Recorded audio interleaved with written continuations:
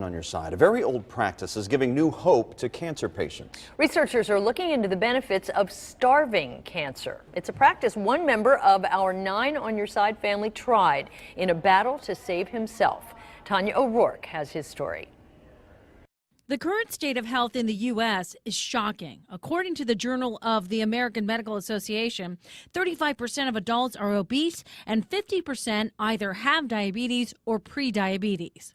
Doctors say these diet-related health conditions that also include cancer and heart disease have many of us headed toward a future of huge medical bills, even an early death. This idea that you wait until you have 1, 2, 3 diseases and then you put a Band-Aid on top of it, it's just a bad idea. That's Dr. Walter Longo, a leading researcher on fasting. He spoke to us via Skype about his groundbreaking research. Fasting is really a remarkable intervention, meaning there is so much happening that it's hard to think of another intervention that could even get close to that. Longo's research has shown that cancer cells are weakened during a fast and are more susceptible to chemotherapy while healthy cells are protected. And that caught the interest of 9 on Your Side reporter Jay Warren. I was diagnosed with oral cancer this past April, and and I'd never chewed, never smoked, was never a heavy drinker, am not now, and it's really kind of a head scratcher for people. Jay had a cancer on the side of his tongue that was surgically removed. One of the things too that was also caught my eye is actually not eating at all, and the beneficial effects of fasting and what it can possibly do as it relates to cancer really caught my eye. So Jay embarked on a fast of his own under the close supervision of Dr. Angela Fitch of UC Health's Weight Loss Center. So it'll be interesting to see how well he can stick with it. But when you're motivated by something, when you're motivated by your health, I think in particular, it gives you a different perspective. For 6 days, Jay ate 250 calories or less per day and checked in with Dr. Fitch along the way. When he went back, his results were quite profound. When he started, Jay's fasted blood glucose was 87 milligrams, which is considered normal. But after the fast, it was down to 67. Yeah, well, one of the most fascinating things was the drop in your IGF-1, which we know is a growth type of hormone. And so it dropped by about 25%, which is a fairly significant drop for just that short amount of days. And so that would potentially make a difference with things like cancer growth. Afterwards, Jay told me the experience was difficult, but not impossible. So at one point, my family was having dinner, and I had to go upstairs. I was so hungry. But then there was another time when I had more energy than I knew what to do with. It was really remarkable. Jay says he plans to make periodic fasting part of his life going forward in his fight against cancer. As for Longo, he says his mimicking diet will soon be ready for doctors to prescribe to their patients. Dr. Longo says that his fasting mimicking diet is the safest way to realize the benefits of this type of intervention. And tonight, 5 months after Jay's surgery, we are happy to report that he remains cancer-free. Dr. Dunn, it is an incredible honor to have the opportunity to learn from you and the research that you've done over your entire career around autophagy. Can you tell us a little bit about what first got you interested in autophagy? So basically, I started, got my PhD at Penn State University, and I sort of was interested in autophagy then a little bit, but we weren't really doing anything like that. Did a postdoc at Albert Einstein, then moved to Johns Hopkins. But anyhow, when I was at Hopkins, I had to find a different direction to get away from the lab I was in. So I decided we're going to go do autophagy because at that time, autophagy needed a different angle.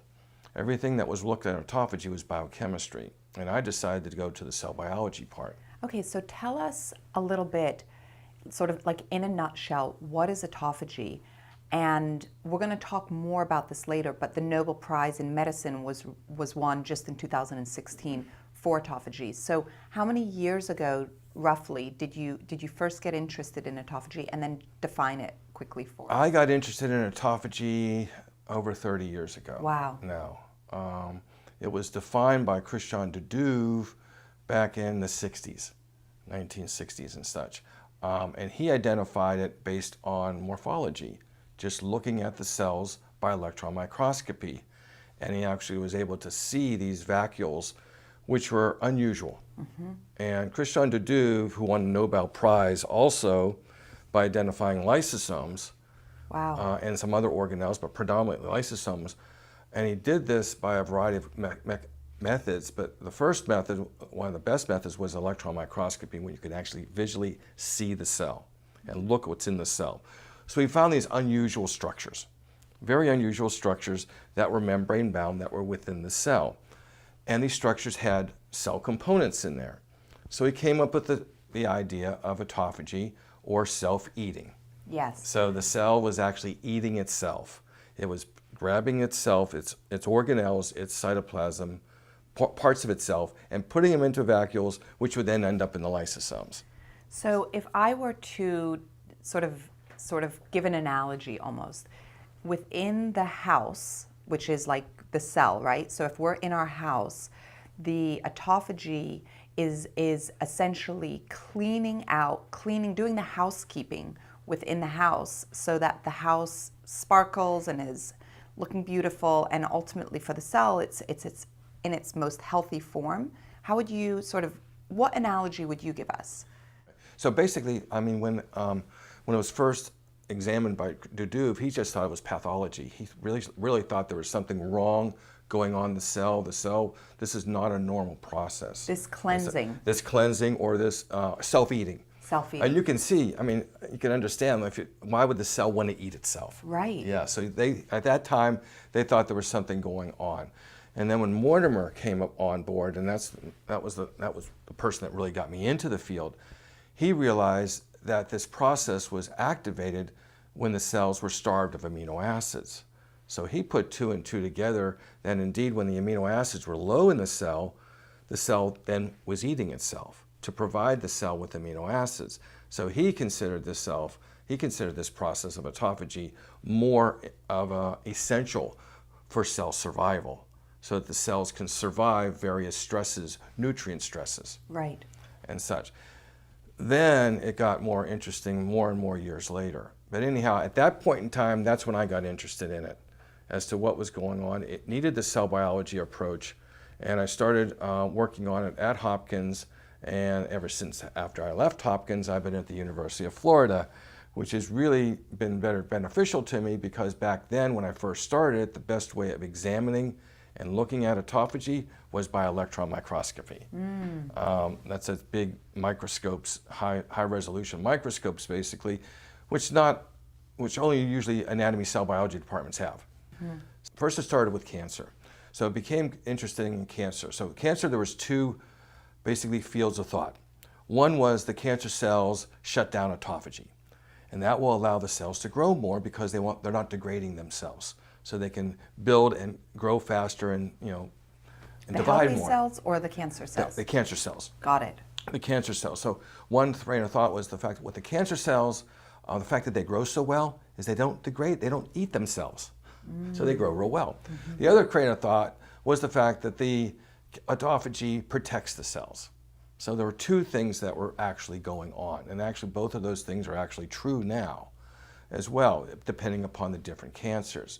Well, they were looking at the cancers, and they were looking at the chemotherapy agents, the effects of chemotherapy on the cancers, and they were seeing that some of these cancers were more resistant to the chemotherapy.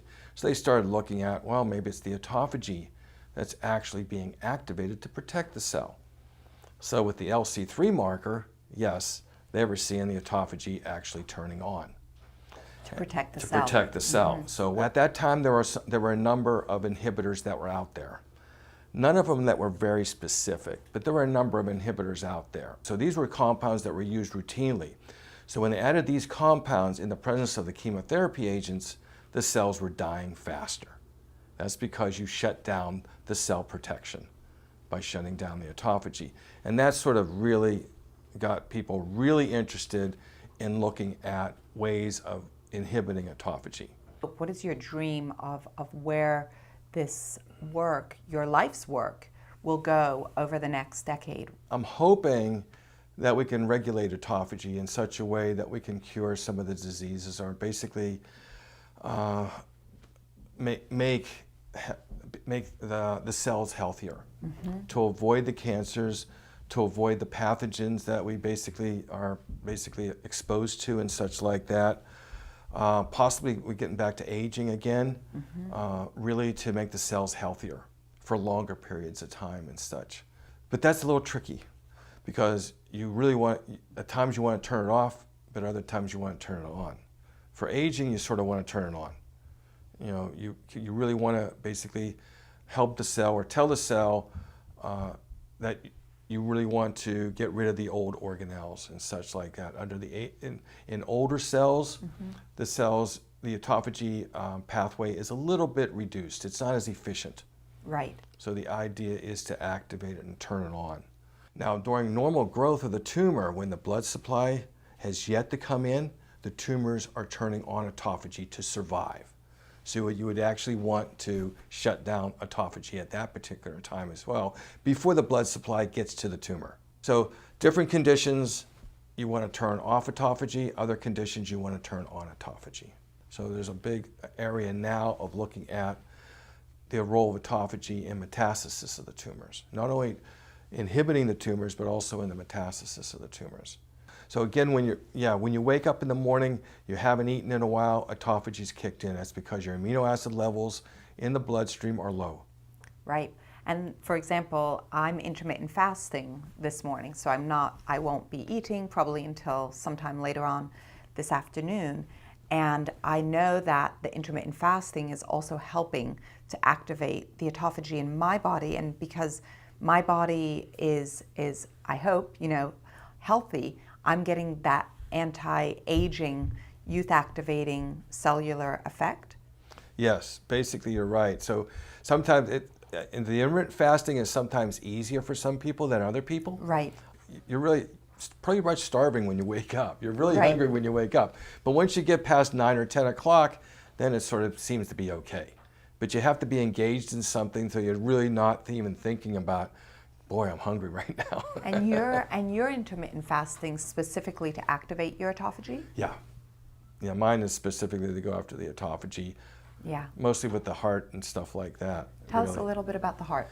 Well, the heart, like I said, those cells are not dividing. And basically with the heart, which beats all the time and requires a lot of ATP, the mitochondria age relatively quickly compared to other cell types that don't require as much ATP as the heart does. So you really have to have a good functional autophagy pathway, or a way of keeping it turned on, to get rid of the damaged mitochondria, or to get rid of the damaged organelles in the heart. So that's sort of one of the reasons I'm more interested in it, is really to give me a better, healthier heart. Fascinating. So heart health, liver health, any of the organs or any parts of our body where the cells are not dividing, those are the organs or the cells that we really need to take the best care of and activate the autophagy in those types of cells. Correct. The kidney was actually the most active in looking at in turning on autophagy. And very few people are actually studying the role of autophagy in the kidney function and such, but it was looked at as being one of the most active organs turning on autophagy. If you could sort of wave your magic wand and have an area of focus around autophagy and disease prevention, where the researchers really put their attention there, where would you want the scientists to be working? Mine would be more cancer. And basically I would think, the cancer I would pick would be the bone cancers, the osteosarcomas right now. The reason I'm keen on osteosarcomas is because that hits a lot of the younger people, the kids and such. I would love to see more focus on that. Aging, I don't know about aging. Aging is going to happen, unfortunately. I'm not sure how well you could slow it down. Not sure. Dr. Dunn, it's just so fascinating to learn from you and the work that you've done over the past 30 years is such an important work, and it's a true honor to be able to sit and have this conversation. Thank you very much. Oh, thanks for asking me. Hi, Greg Whitmore from Tiny Mountain Wellness. Kind of a cool thing happened recently. I've become an adjunct professor through Central Washington University, my alma mater. You and I are the same in that we're both searching out the truth when it comes to health and wellness, and there's a lot of myths out there, there's a lot of misinformation out there, and quite frankly, some things have changed and we're teaching things differently than we used to. I talk more about intermittent fasting and how it helped me with my autoimmune disease. So with that, let's dive right in. Hi, Greg Whitmore, Tiny Mountain Wellness. Thanks for joining me today. I talked about how I stumbled upon the fact that I had an autoimmune disease. Back in 2010, I got that stiff neck and the pain developed, got worse, I got depressed, and all the trials and tribulations I went through to come out with knowing that I had an autoimmune disease. And then, as we talked about, I weaned myself off some medication, prednisone, where I wasn't taking it, and it went away, and I was sure that maybe I'd kick that disease and I wouldn't ever have to deal with it again. Lo and behold, 2016, I started getting pain in my hands and down my leg, and found out that that autoimmune disease was back. Again, 2016, pain returned. I went back on the prednisone, still tried the 60, 50, 40, weaning myself down, hoping that once again that those symptoms would go away and I wouldn't have to take any prednisone. I didn't want to be on medication, and certainly not prednisone. So I left his office, kind of bummed that I'm still taking prednisone, and yet I told him that I would look into intermittent fasting. A little bit skeptical, but I'd look into it. So I started doing a little research. The main one that I really found a lot of value on was by Dr. Jason Fung. And in reading his theory of inflammation, and I started intermittent fasting. So kind of struck me as interesting. So I stopped taking prednisone for my autoimmune disease, and the pain was still away. I didn't have any of those symptoms return. I was sleeping better than I ever had, and even though I was intermittently fasting, I had more energy than ever. Mental clarity seemed good, so over the course of those few months, I was really becoming a big believer in intermittent fasting. An added benefit, which I wasn't even really trying for, was in October when I started intermittent fasting, I weighed 226 pounds. Just 3 months later in January, I was down 30 pounds to 196. So I stumbled upon weight loss without even meaning to. And I've struggled with losing weight. My metabolism slowed down. It was harder and harder to shed some of those winter pounds. And yet 30 pounds just melted away and still feeling like a lot of energy. So I can tell you, just since last October, starting intermittent fasting, having researched it, I'm a huge believer. I want you to look at fasting with an open mind. Again, I've taught health for 28 years, so I was really skeptical about anything that involved fasting. And yet, now that I've researched it, I guarantee you, if you haven't heard of intermittent fasting, you will. And I believe it's going to be the normal eating pattern that we're going to be teaching here in the future.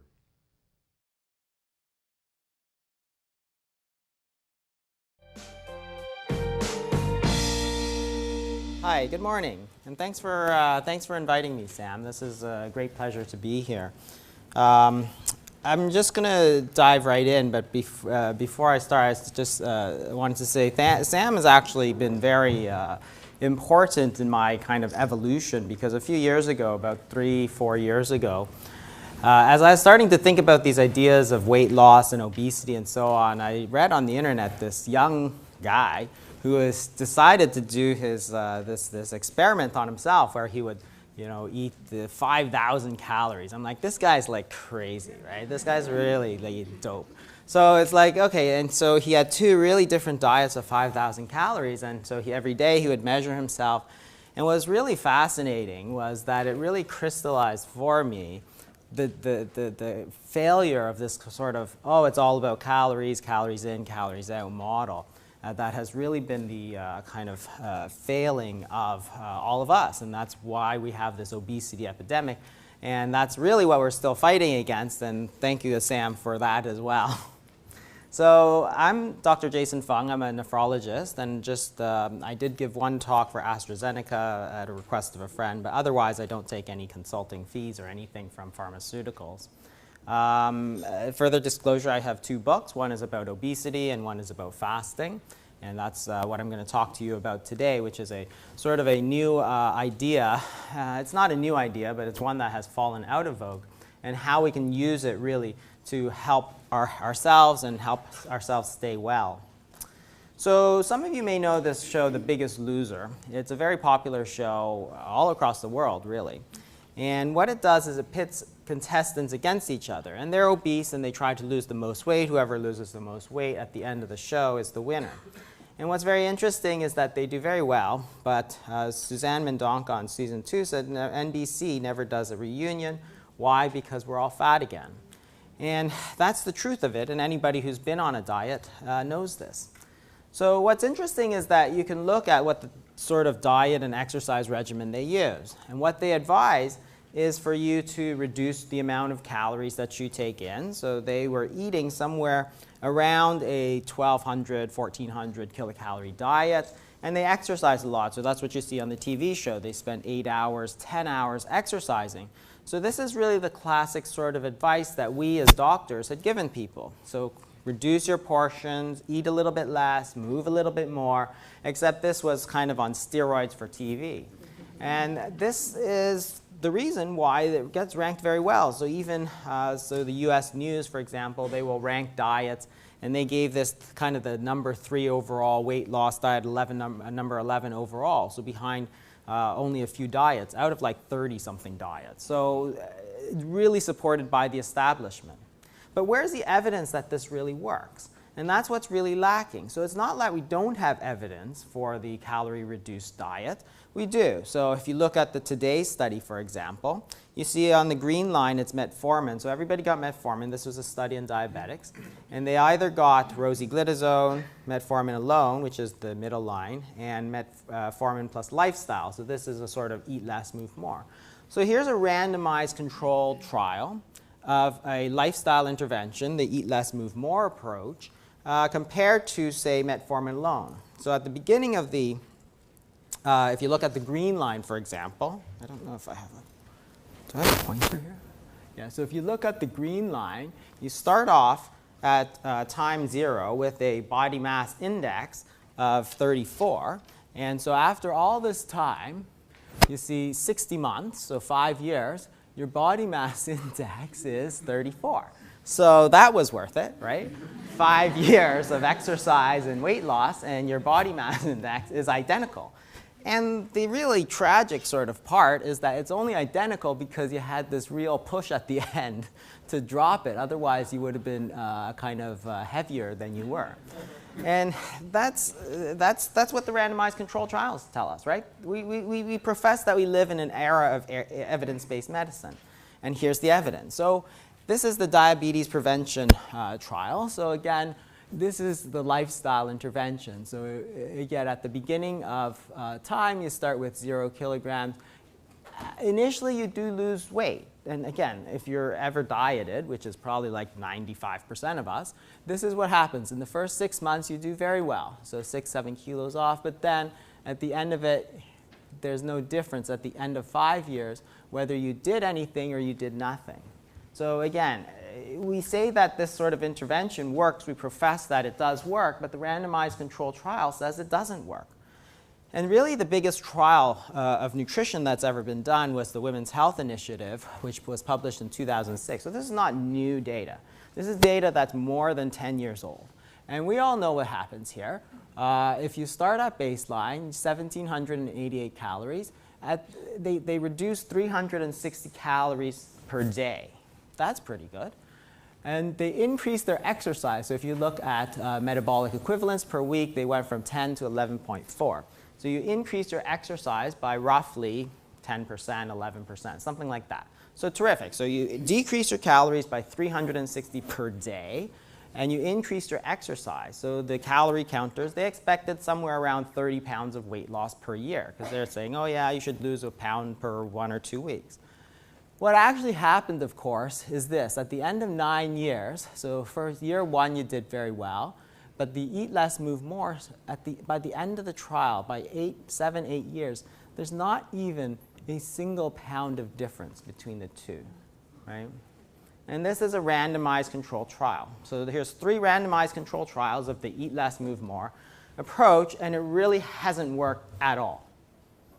So this is the translation. So we've proven again and again and again through trial data evidence that it doesn't work, and our clinical experience really says the same. If you look at the UK General Practice database, so over 10 years, 2004 to 2014, this is what your results are. So if you're obese, your probability of achieving a normal weight is 0.6%. If you're morbidly obese, it's 0.1%. So in other words, you have about a 99.4% failure rate. Okay?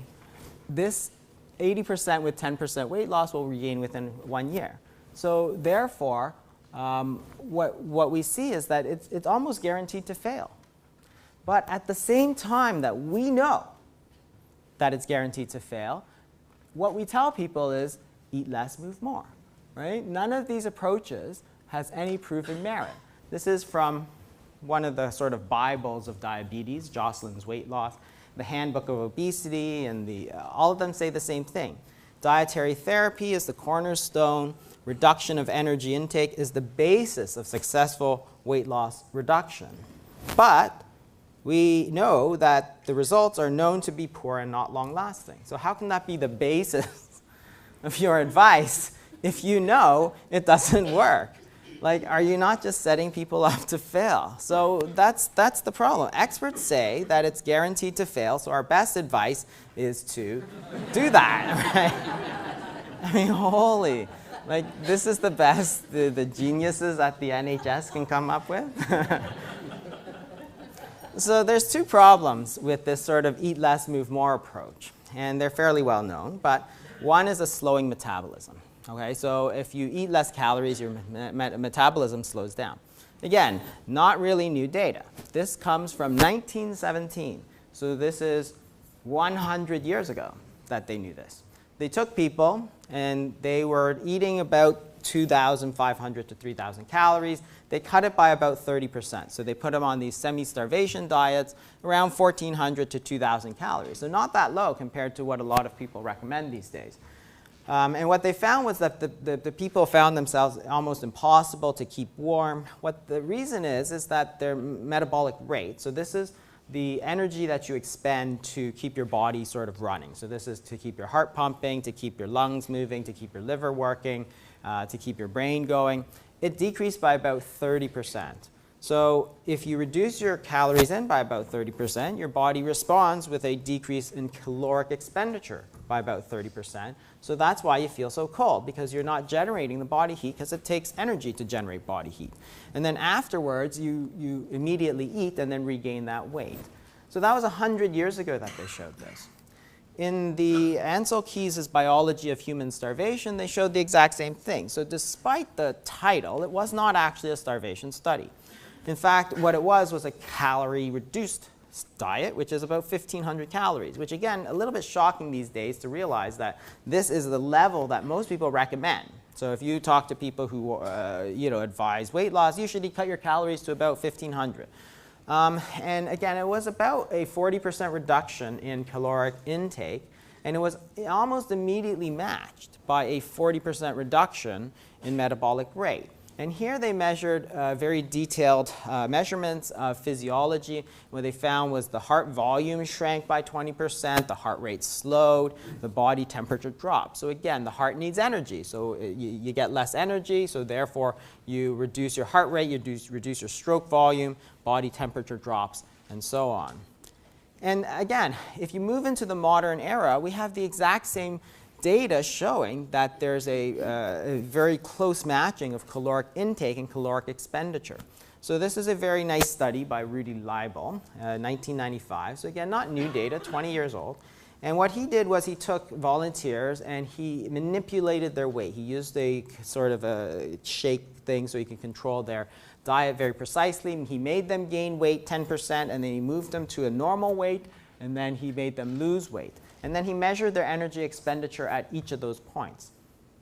So at initial weight, as they gain weight, what happens to their calorie expenditure? Well, it actually goes up. So you're burning almost 500 calories per day more than you did before. So your body doesn't simply keep storing it. It actually is trying to burn off all of those calories that you put on.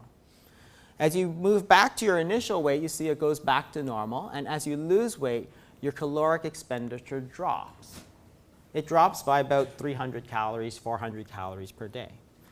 So again, all the studies show the same thing. So as you overfeed people, their calorie expenditure goes up. As you underfeed people, their caloric expenditure goes down.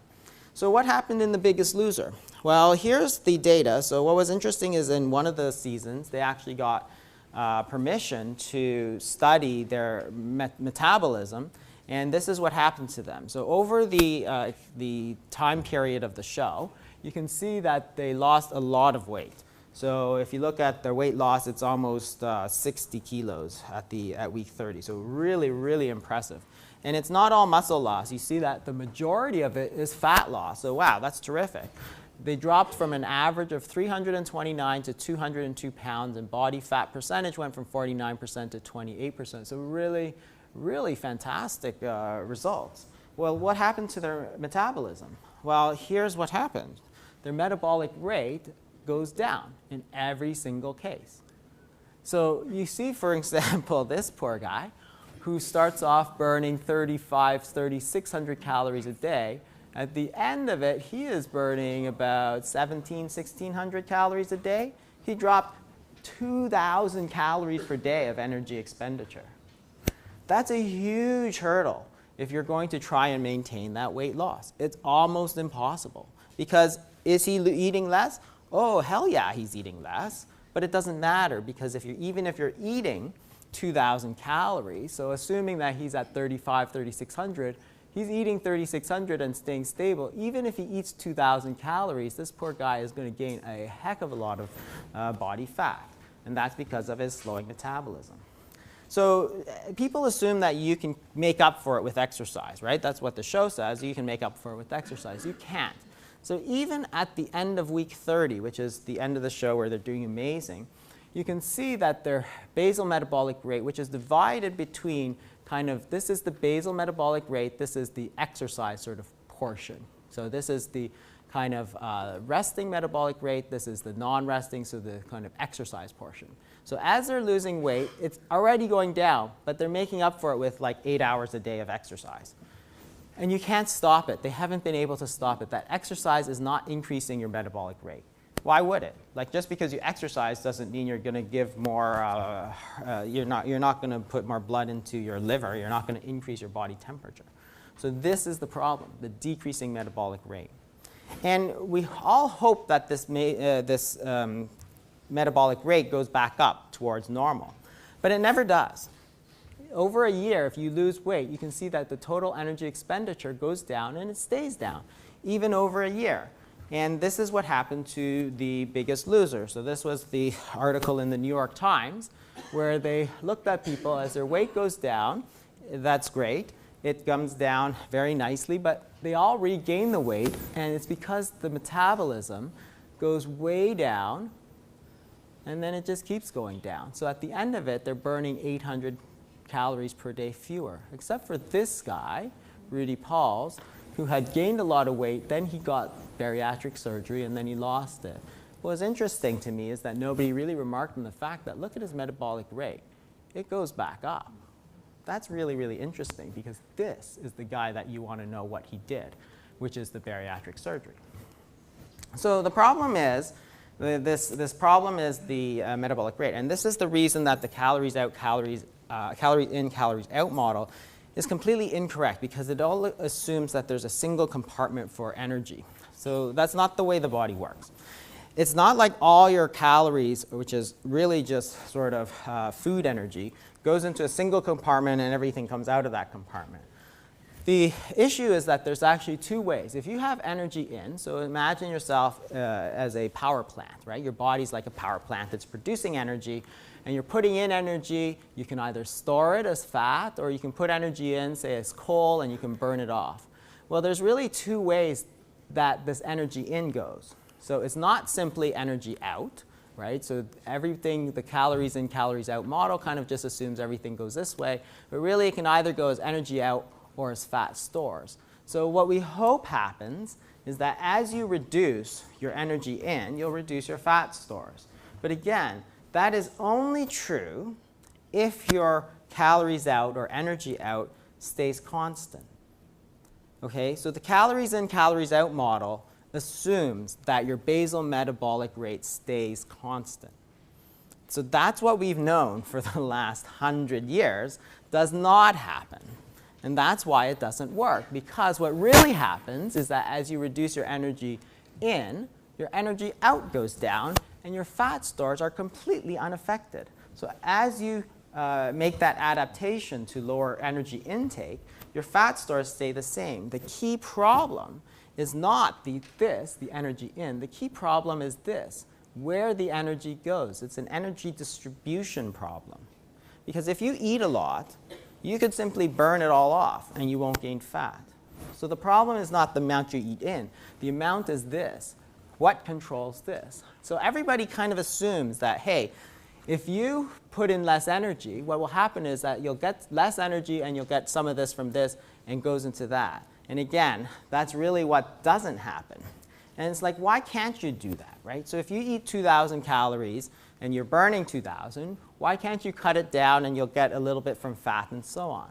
And the reason is it's this switch here, because your body really runs according to what energy is coming in. And there's kind of two tracks. You can burn food, or you can burn fat, which is stored food energy.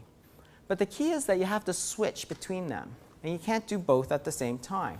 And the main switch is insulin. So in the fed state, where you have a lot of insulin, what happens is that you really switch to this track. So if you have 2,000 calories of food, you burn it. But you don't get any from your stored food, right? In technical terms, what we say is that if you have a lot of insulin, you're going to turn off the storage. You're going to turn on storage of food energy, but you're going to turn off lipolysis. You're going to turn off gluconeogenesis, that kind of thing.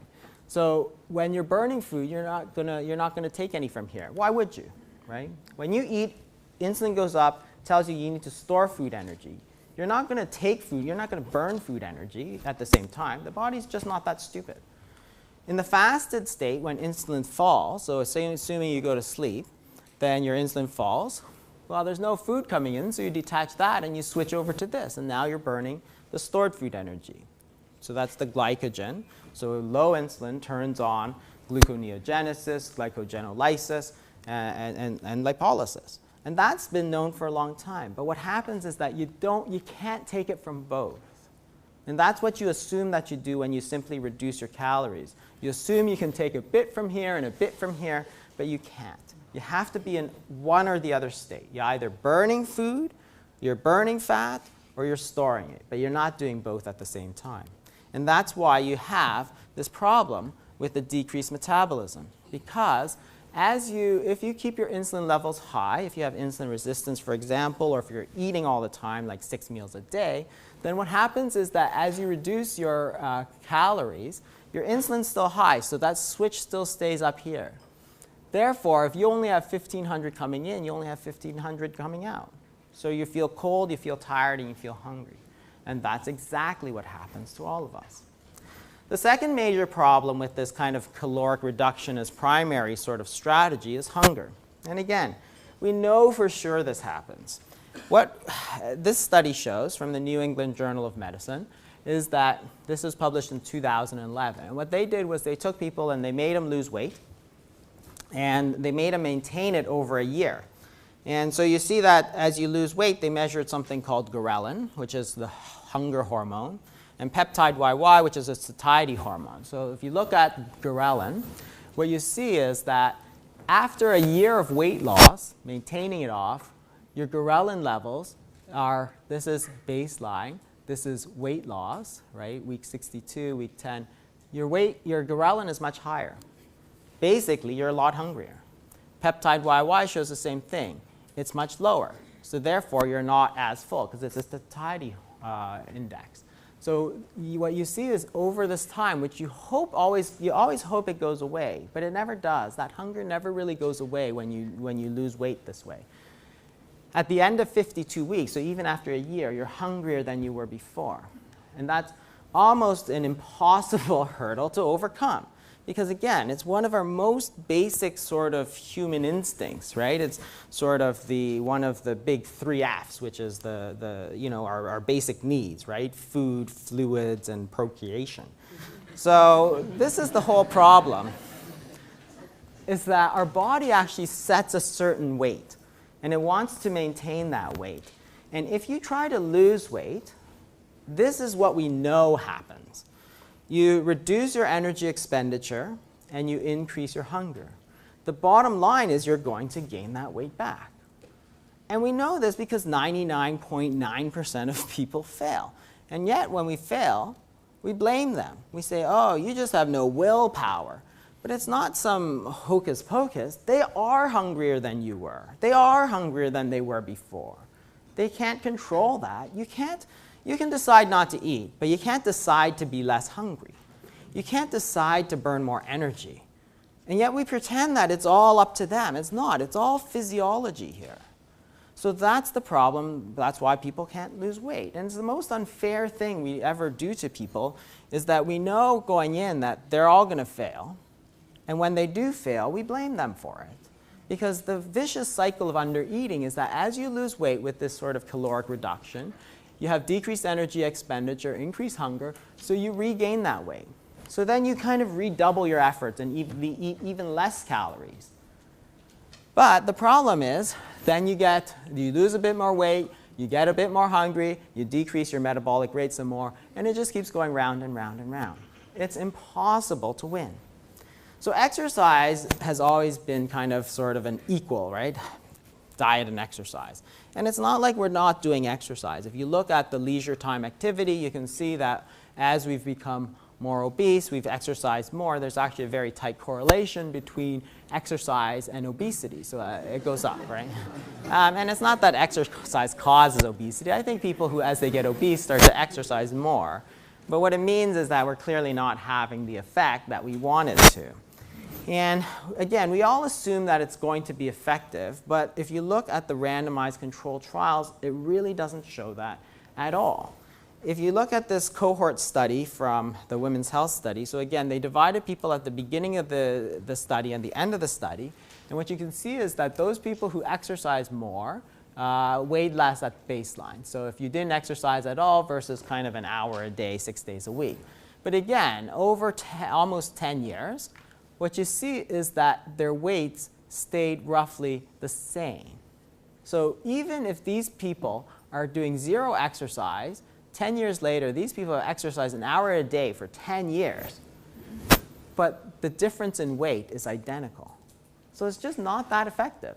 It doesn't work the way we think it does. And there's lots of trials to show this. There's this one on aerobics, and they didn't really lose a lot. There's this one where they made people do a marathon, and it didn't really work at all. The men lost 5 pounds, but the women lost 0. And you might think, well, but they're healthier. But they actually showed no change in body composition. So they went from 0 exercise to running a marathon, and they didn't lose any weight, and they didn't lose any body fat. So that really wasn't worth it either. So this is what all the studies show, and this is a well-known phenomenon in exercise physiology. It's something called compensation. So as you do more exercise, you might increase your caloric intake, and the other thing is that you decrease your exercise outside of that prescribed exercise. And that's the reason why the average weight loss is only 30% of what you predict. What that means is that if you are exercising all day, so if you're a physical laborer, so you're a construction worker, you're lifting concrete all day, when you get home, you're not going to say, hey, you know, I should go for that 10K run. It just doesn't seem that appealing. But if you sit in front of a computer all day, you get home and go, whoa, that run really sounds like a lot of fun. So you go out and you do your running. But so that's what happens, is that what you do outside of that prescribed exercise is going to depend on a lot what you did during that prescribed period of time. And you see this in kids as well. And this was a study a few years ago, 2009. And what they did was they took children and they measured how many steps they made, they took, kind of thing.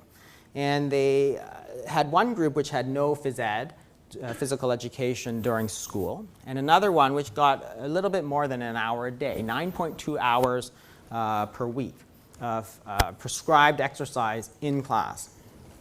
At the end of the week, what they showed was that whether you got the exercise in class or not, the total number of steps was the same. Again, it's the same. The kids who had all that physical activity in school, they got home and they watched TV. The kids who sat in class all day, they got home and they went outside and played. It kind of makes sense. And we know that this happens. And so that's what this is, compensation, right? So yeah, I'll go to the gym, but I'll take the escalator to get there.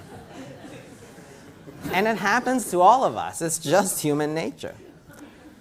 And even the amount of calories, if you think about calories, the energy expenditure during exercise is little. So now I'm not assuming you're doing 10 hours a day, sort of like Biggest Loser sort of stuff. But if you do what most of the older kind of diabetic people that I treat, it's like you might walk for 45 minutes. And that's really great. But if you think about it, your calories intake is 2,000 to 2,500. And that 45-minute walk might give you 102 calories, which is like barely 4% of your daily caloric intake. So if you've ever done a treadmill where they go and look at that sort of calorie expenditure, it's very low. You see that thing goes up very slowly. So it's really only 4%. So again, if you have diet, which is responsible for 96% of your total energy expenditure, and exercise, which is only 4%, then you really should be concentrating on the diet. So that's how you get results like this, the eat less, move more, where you get no results at the end of it. But the ultimate proof is really all of us, because we've all done it. We've all tried that calorie restriction and do a little bit more exercise, and basically we've all failed. So all of this kind of comes together, all the proof, all the randomized trial, all the physiology, but also all the clinical experience says the same thing. This sort of thing doesn't work. So in order for you to lose weight successfully, there's two things. One is the metabolic rate, and two is the hunger signaling. In order to lose weight in the long term, you have to be able to control those two.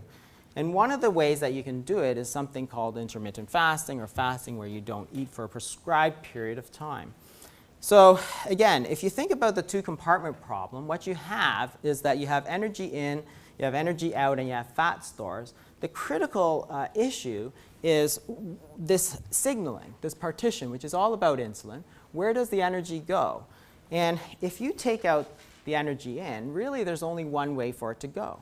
Basically, you need to get it all from your fat stores, and that's the point. This is what happens during a period of time where you don't eat. So this is Kevin Hall, actually. He fasted people for 30 days. And what you see is that this is where the energy comes from. So the carbohydrates initially come up, but then you go down very quickly. So all those carbohydrate stores only last for like a day and a bit. The fat, what you do is you get energy from your fat stores, and protein, which initially is up a little, goes down, and it kind of stays down. So you're not ramping up your protein burning in order to get energy. You're getting it from fat. That's like exactly what we want to do. So physiologically, it makes a lot of sense. What happens to energy expenditure? Well, everybody says if you don't eat, your metabolism will go down. But that's not what actually happens. If you look at over 4 days of fasting, the metabolic rate doesn't go down. So this is the weight. So your weight goes down steadily over 4 days of fasting. But if you look at the resting energy expenditure, it starts at 39.7 and it ends after 4 days of nothing to eat at 44. Your energy expenditure went up by 10%. And VO2, which is how much energy you're doing, how much oxygen you're using, does the same thing. Basal metabolic rate didn't go down, it went up. even as your insulin and glucose go down, what happens is that you're making up for it with ketones and fatty acids. So what you're doing is burning. And norepinephrine, which is a counter-regulatory hormone, so remember you have these hormones that run counter to insulin, they tend to bring glucose up. Norepinephrine or noradrenaline goes up. And that's one of the key reasons why you're maintaining your metabolic rate at a higher level, at its stable level. Even after 22 days, so this is alternate daily fasting. One day you eat, one day you don't eat. Again, if you look at the resting metabolic rate, you see that it starts out at 66.75, it ends at 63.29, but there's actually no statistical difference between the two. You increase your fat oxidation, and you decrease your carbohydrate oxidation. So that's very good. This is a study that was just published last year on people, again, alternate daily fasting. At the end of 32 weeks, so half a year of alternate daily fasting, here's what happens. You compare calorie restriction versus alternate daily fasting. So calorie restriction reduces your calorie expenditure by 76, a P of 0.045, which means that is statistically significant, whereas the alternate daily fasting reduces it by 29, in other words, with a p-value of 0.4. Again, no statistical difference in your metabolic rate at the beginning and the end. So that's the huge difference between the two. And this is the difference between the Biggest Loser, where you're doing caloric restriction, and that guy who did bariatric surgery, which is that your basal metabolic rate, in fact, it goes down. So this is Biggest Loser contestants. It goes down, stays down. A Roux-en-Y bypass is the bariatric surgery. Initially goes down a bit, but then it goes back up. And that's the difference between success and failure. You're able to maintain your basal metabolic rate. The other thing is the hunger signaling. You don't want to be hungry. And we can measure those things called ghrelin, which is the hunger hormone. And we all assume that if you don't eat for a period of time, that you'll just continue to get more and more hungry, then you're going to stuff your face with donuts. That's not actually what happens. If you measure ghrelin over a 24-hour period of fasting, what you see is that at breakfast, lunch, and dinner, you do get a spike. So obviously there is a bit of learning involved. So we've learned to be hungry at these times. But what happens, for example, if you don't eat lunch? Well, your ghrelin just goes back to baseline. Same with dinner. If you don't eat dinner, well, it just goes back to baseline. And that's what you have to understand about hunger, is that it doesn't continue to build. Because if you don't eat lunch, and we've all had that experience, you're so busy, you kind of worked right through lunch, by 3 o'clock you forgot that you even skipped your lunch. Why? Because your body was able to provide you that food energy from its stores, from its stored body fat. So if you look at multiple days of fasting, again, what you find is fascinating, because everybody assumes that if you do 3-4 days of fasting, you're going to get more and more hungry. But this is ghrelin, so it does go up, but over time what you can see is that it's slowly going down. So as you fast longer and longer, your hunger actually goes down. If you look at men and women, because some people say, oh, women should never fast, what's fascinating is that this is men. Men have this effect where you see that go down, but women have this huge effect where the hunger just goes down and down over time. So is it effective for women? 1, yes, and 2, it may actually be more effective in women than men. So if you're able to, if you compare the weight loss strategies between fasting and caloric restriction, they're actually nothing the same. This one increases hunger and decreases metabolism. So then you look like this person, which is like, don't talk to me, right? But then if you're doing fasting, your hunger decreases and your metabolic rate stays stable, then you're like, yeah, love it. The problem with fasting is that there's all these myths that surround it. One of them is that you're going to burn muscle, right? And for that, you can look at the studies again. So this is a study of alternate daily fasting. So once again, you can compare the fat mass, which goes down nicely after 70 days of alternate daily fasting. And here's the fat-free mass, 51.4 kilos at the beginning, 51.9 kilos at the end. So no loss in fat-free mass with alternate daily fasting. That study I told you about last year where they compared calorie restriction to fasting. So here's the trunk fat mass, which is the really important fat that carries around the waist, which is important for metabolic for diabetes and so on. So calorie restriction only gives you 0.3% off, and alternate daily fasting gives you 1.8% off of your trunk fat mass. In other words, like 6 times better for that. But here's the lean mass. Calorie restriction goes up by 0.5%. Remember, there's a percentage. So as you lose more fat, your your lean mass percentage goes up. But alternate daily fasting goes up by 2.2%. So if you're talking about preservation of lean mass, fasting is like something like 4 times better.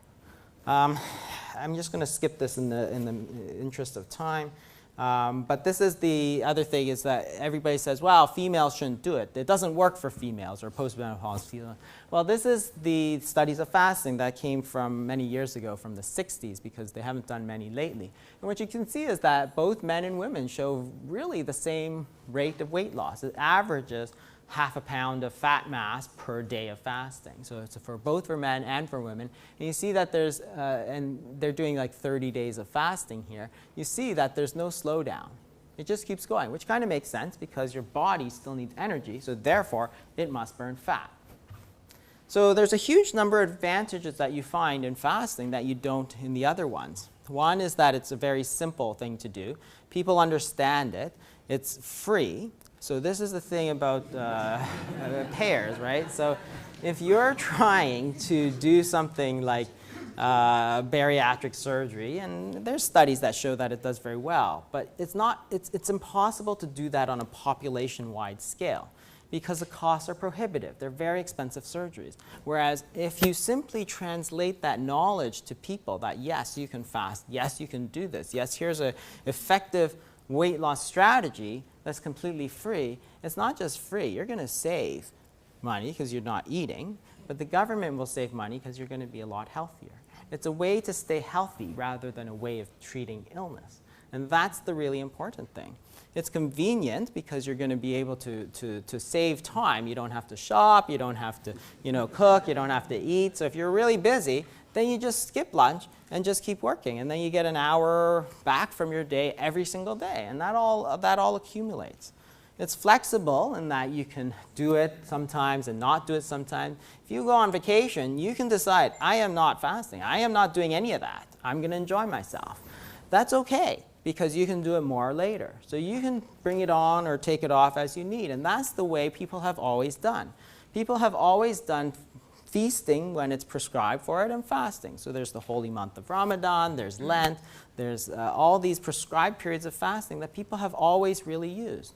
And you can use it to any diet. So whether you don't eat meat or wheat or nuts, or you don't have time, or you don't have money, or you're traveling, it doesn't matter because you can still fast. It just doesn't matter. So the one thing that appeals to most doctors is that it really has unlimited power. That if you look back at those studies of 30 days of fasting, I'm not suggesting that anybody do that, but you can keep losing weight. And that's what doctors love. So if you give a drug like metformin, for example, there's a maximum dosage. The reason doctors love insulin is because you can just keep prescribing insulin until you get the effect. It has unlimited power, and fasting has that same unlimited power. You can just keep fasting until you get to your appropriate weight. It's okay. It doesn't really matter. And that's really what we're talking about, is a way for people to get healthy and kind of break free of those chains of illness. Because we're not talking these days about illness from tuberculosis or bubonic plague or whatever. The modern day plague is really this. It's really obesity. It's all about metabolic syndrome. And the thing is that we have this huge crisis ahead of us. We all know about the obesity epidemic, about the type 2 diabetes epidemic, and of course type 2 diabetes, where you have amputations and heart attacks and strokes and cancer, dialysis, all that sort of thing. And that's all treatable. That's all curable.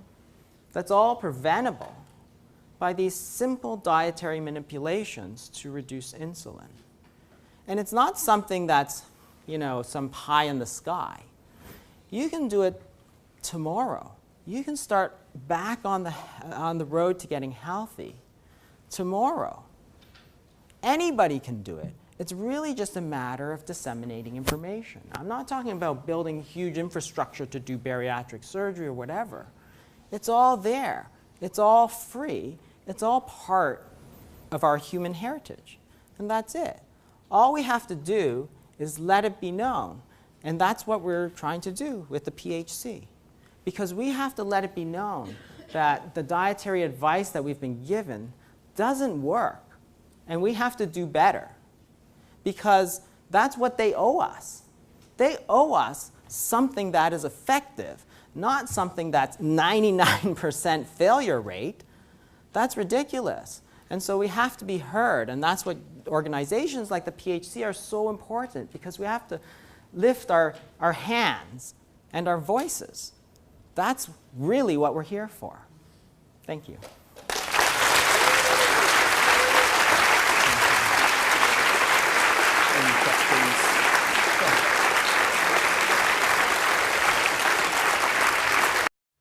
Hey, fatty! Today I'm going to talk about how fasting cures inflammation. And I'm going to show you a blood test that I had done after I ate McDonald's for 30 days with a lot of fasting involved, and how my C-reactive protein levels were so low that the doctors could hardly even pick them up, which is a direct indicator of inflammation levels. So, C-reactive protein, a substance produced by the liver that increases in the presence of inflammation. Anybody that's got cancer, that's sick, has irritable bowel syndrome, cold, they're going to have high C-reactive protein levels. Anybody that's extremely healthy is going to have super low C-reactive protein levels. Okay? So, this is a direct indicator of health. And, just for a little side note here, insulin spikes promote inflammation. Insulin spikes promote inflammation. Guess what causes insulin spikes? Geez, every time Food in your mouth 20 times a day or your snacks. This is exactly why fasting is absolutely crucial to optimal human health. Everybody can do it, but I've even heard stories of people that were 91 years old with cancer still beat the cancer. So, now what I'm going to do is I'm going to show you my blood test results from when I ate McDonald's for 30 days and show you my C-reactive protein levels, how they were so low that they couldn't even pick them up. So here's my C-reactive protein levels after 1 month eating McDonald's right here. My reading was less than 0.1 milligrams per liter. Off the charts low. Like, you'll never get a number like this unless you're eating a crazy high-fat diet with quite a bit of, with lots of fasting. Okay? Or a pile of fasting, period. You'll get these kinds of numbers even eating carbohydrates. Fasting is the point I'm getting at here. The top end unit that they use for their reference range is 8 milligrams per liter, which I think is fucking high. I think that anybody that's at 8 milligrams per liter isn't that healthy. You want to be as low as possible. Fasting gets you low because fasting cleans all the fucking toxins out of your body and all the mutated fucking cells. One of the reasons why fucking fasting will literally cure cancer. I might sound fucking crazy for saying this, but it's been done. It's nothing fucking new. So, those are my blood tests for my C-reactive protein results. So I just showed everyone my C-reactive protein blood test results after eating McDonald's every day for a month, which is full of toxins, and my C-reactive protein levels were still so low that they couldn't even pick them up. And low C-reactive protein means zero inflammation. Plain and simple. If you have high C-reactive protein, you got high inflammation and you got fucking health issues. Simple as that. So everybody, start fasting, educate yourself on fucking fasting. It is basically, fasting is absolutely necessary for optimal human health. I don't give a fuck who you are. The only people that might not be able to fast are going to be people that are so lean that they can't fast because they have no fucking fat left on their body at all. And I'm lean right now and I'm still fasting like crazy for days on end. Or somebody where their health is so fucking far gone from previous bad lifestyle choices that they can't fucking fast. The general population can fucking fast. No matter what. It's simple. We've been doing it since the fucking caveman days. So everyone, have a great day and get that fat in ya!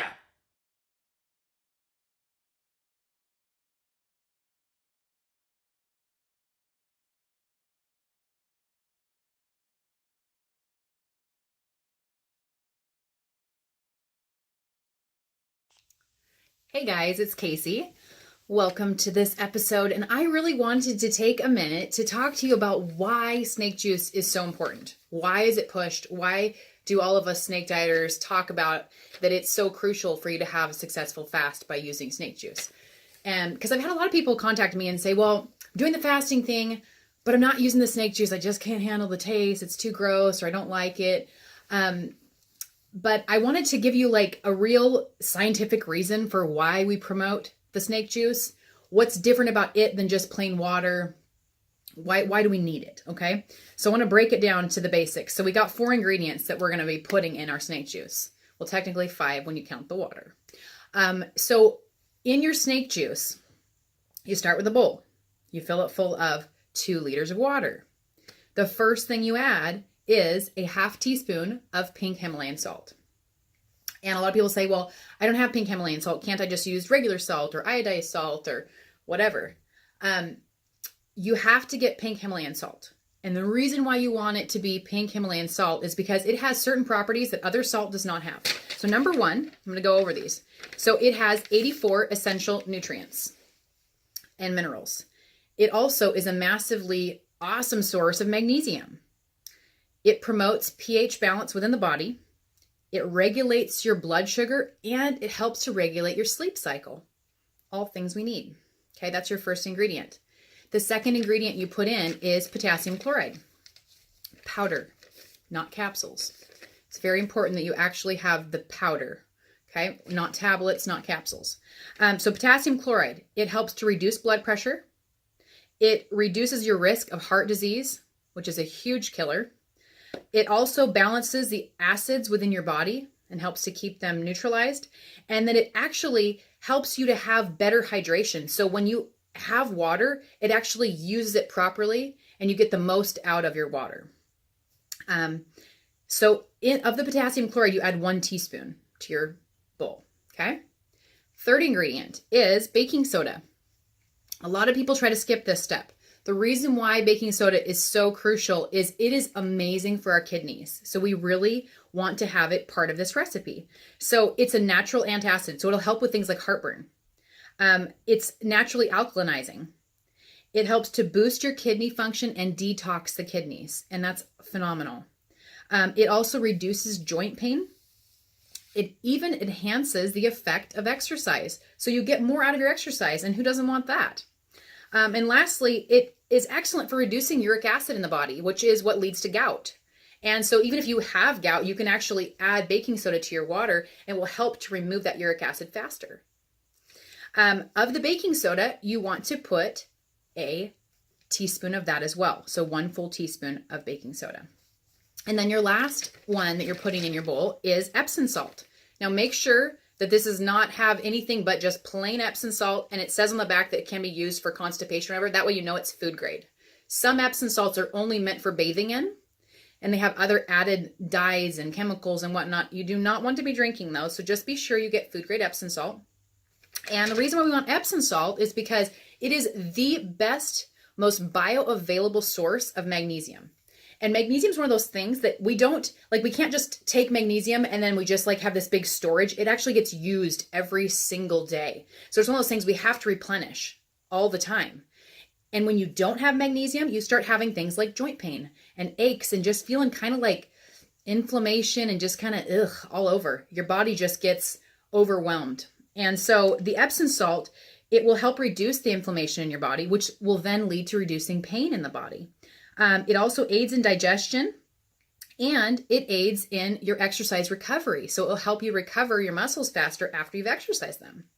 And so of the Epsom salt, you want to put a half a teaspoon into your bowl. Now you got your 4 ingredients plus your water. You're going to mix it up really good with a whisk. And then I really prefer to drink mine out of a glass bottle. And I know that may sound silly, but if you have tried things, if you've ever tried drinking something, the same item from multiple different cups, you realize it actually does change the taste and the way it comes in. So I really recommend putting it in glass bottles, it just tastes better to me than storing it in plastic.